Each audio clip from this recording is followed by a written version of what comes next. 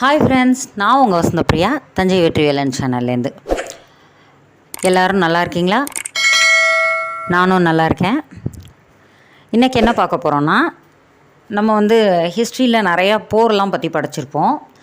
அது மாதிரி நம்ம நாட்டுக்கும் இன்னொரு நாட்டுக்காரருக்கும் நடந்த போரை பற்றி தான் இன்றைக்கி நம்ம பார்க்க போகிறோம்.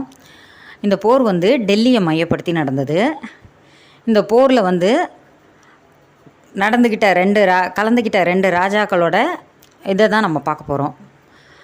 நம்ம நாட்டு ராஜா யானைப்படை வச்சு நல்லா யானைக்கு நல்லா கவசம், சங்கிலி அந்த மாதிரிலாம் பூட்டி யானையை நல்லா கம்பீரமான யானைகளை நல்லா மிரட்சியோடு நிறைய யானைகளை கொண்டு நிறுத்தி, பாரு என்கிட்ட எவ்வளோ யானைப்படை இருக்குது அப்படின்ற மாதிரி கொண்டு போர்க்களத்தில் நிறுத்துறாரு. மற்ற நாட்டுக்காரர் என்ன பண்ணுறாருன்னா, ஒட்டகம் வச்சுருக்காரு, அப்புறம் காலாட்படையெல்லாம் இருக்குது. அவங்கெல்லாம் என்ன பண்ணுறாங்க, புதுசாக யானைப்படையை பார்க்கும்போது அவங்களுக்கு கொஞ்சம் மிரட்சி ஆகிடுது. உடனே இதை தலைவர்கிட்ட சொல்லும்போது என்ன பண்ணுறாங்கன்னா, ஒரு குறிப்பிட்ட அவகாசம் எடுத்துக்கிட்டு தனக்கு முன்னாடி கொஞ்சம் தூரம் இருக்கிற இடத்துல ஒரு சின்ன, தன்னால் எவ்வளோ அகழி தோண்ட முடியுமோ அந்த அளவுக்கு ஆழமான அகழியை தோண்டுங்க அப்படின்னு சொல்லிட்டு சொல்கிறாரு. இந்த ஒரு குறிப்பிட்ட இடைவெளியில் தன்னுடைய படையில் இருக்கிற ஒட்டகங்களுக்கெல்லாம் பின்னாடி ஒரு மரக்கட்டையையும் ஒரு நிறைய அந்த ஒட்டகம் எவ்வளோ தாங்க முடியுமோ அவ்வளோ அளவுக்கு வைக்கோலையும் கட்டி அது முதுகில் வைக்கிறாங்க.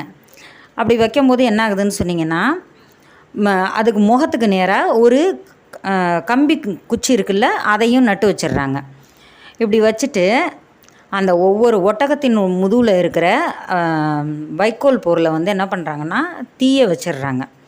இப்போ தீயை வைக்கும்போது என்ன ஆகுதுன்னு கேட்டிங்கன்னா, அந்த நெருப்பு தாங்க முடியாமல் இந்த ஒட்டகம்லாம் என்ன பண்ணுது, தலை தெறிக்க ஓடுது. இப்போ எதிர்பக்கம் இருக்கிற யானையை ஆல்ரெடி இவங்க இந்த அகழியை தோண்டி தன்னை நோக்கி வராமல் தடுத்துட்டாங்க. அதனால் யானைப்படை என்ன பண்ணுதுன்னா, அங்கேயே தான் நிற்க முடியும் இல்லையா, அந்த பள்ளத்தை தாண்டி வர முடியாது, அந்த அகழின்ற பள்ளத்தை தாண்டி வர முடியாது. இப்போ இவங்களோட அட்டாக் ஃபஸ்ட்டு ஆகுது. அப்போ இந்த ஒட்டகம்லாம் என்ன பண்ணுது, இந்த நெருப்பினுடைய உத்வேகம் தாங்க முடியாமல் ஃபாஸ்ட்டாக அப்படின்னான்னு தெரிச்சு ஓடுது.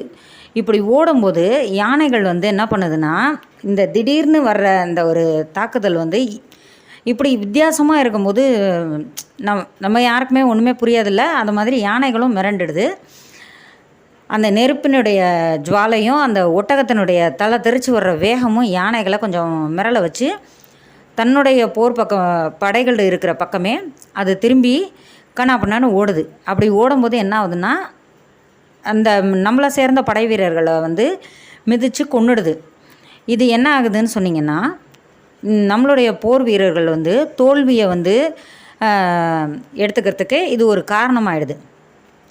இப்போது இதில் நமக்கு ஒரு 2-3 விஷயம் புலப்படுது.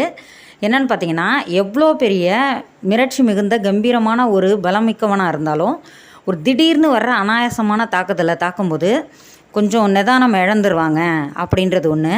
இன்னொன்று, பலம் குறைவாக இருந்தவங்களாக இருந்தால் கூட இது மாதிரி தன்னால் தாங்க முடியாத ஒரு இன்னல்களை தாங்கிக்கும் போது அவங்களுக்கே தெரியாமல் அவங்களோட ஒரு இறுதிக்கட்ட ஆற்றல் அவங்க என்ன வேணாலும் செஞ்சுருவாங்க, எப்படி வேணாலும் ஜெயிச்சிருவாங்க அப்படின்றது தான் இந்த போர் படிக்கும் போதெல்லாம் எனக்கு ஞாபகம் வரும். இந்த போர் யாருக்கும் நடந்தது, எதுக்காக நடந்ததுன்னு உங்களுக்கு தெரிஞ்சிச்சுன்னா மறக்காமல் கீழே கமெண்ட் பண்ணுங்கள். இது தப்பு தான். இது இந்த போர்னால் நமக்கு நிறைய கஷ்டங்கள் தான் வந்திருக்கு. இருந்தாலும் அவங்க ஜெயிக்கணுன்ற ஒரே நோக்கத்தோடு மட்டும் இருந்தவங்களுக்கு எப்படியெல்லாம் மூளை வேலை செஞ்சுருக்கு பாருங்கள். இப்போ நம்ம காப்பாற்றணுன்றவங்களுக்கு கூட இப்படி மூளை வேலை செய்யலை, ஜெயிக்கணுன்ற ஒரே நோக்கத்தோடு வேலை செஞ்சவங்களுக்கு மட்டும் எப்படி வேலை செஞ்சுருக்கு பாருங்கள். அந்த மதிநுட்பத்தை நம்ம யோசிக்கணும். இந்த வீடியோவை பார்க்குறவங்க எல்லாருக்கும் ரொம்ப நன்றி.